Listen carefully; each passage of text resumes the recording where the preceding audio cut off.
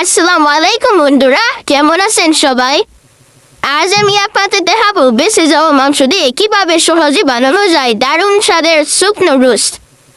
দেশি মুরগির এক টুকরো মাংস বেঁচে ছিল, সেটাকেই কুচি কুচি করে ছিঁড়ে নিলাম।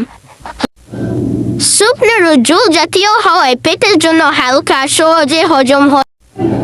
এক বাটি শুকনো রোস্ট খেলেই দ্রুত পেট ভরে যায়, তাই যারা হালকা খাবার খুঁজছেন তাদের জন্য ভালো। তারপর দিয়ে দিব পানি। গরম গরম স্যুপ গলা বসায়, সর্দি কাশি কিংবা জ্বরের সময় আরাম দেয়। মাংস, ডিম বা সবজি মিশালে প্রোটিন, ভিটামিন আর এনার্জি পাওয়া যায়। স্যুপে পানির পরিমাণ বেশি থাকায় শরীরের পানির চাহিদা মেটাতে সাহায্য করে। রান্না করতে সময় কম লাগে, তাই ব্যস্ত সময়ে হালকা খাবার বা নাস্তা হিসেবে দারুণ। পানির সাথে নুডলসের মশলা দিয়ে দিব, বেশ রান্না শুরু।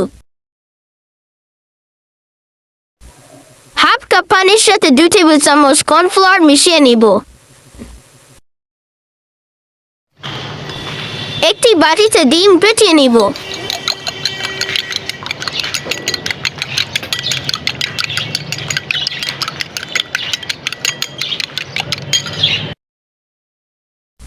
ফুটন্ত মশলা পানিতে নুডলস সিদ্ধ করে নেব।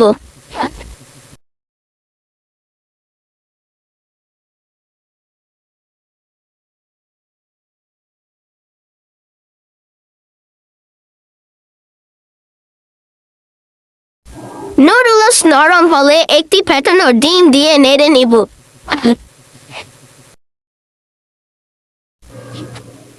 এরপর কর্নফ্লাওয়ার মেশানো পানি দিয়ে দিব। আর দেখলাম স্যুপটা একদম ঘন আর মজাদার হয়ে গেল। শেষে একটু লেবুর রস দিয়ে পরিবেশন করলাম। আরে বাহ, কি যে স্বাদ! আপনারাও চাইলে মুরগির বদলে গরু বা খাসির মাংস দিয়েও বানাতে পারবেন।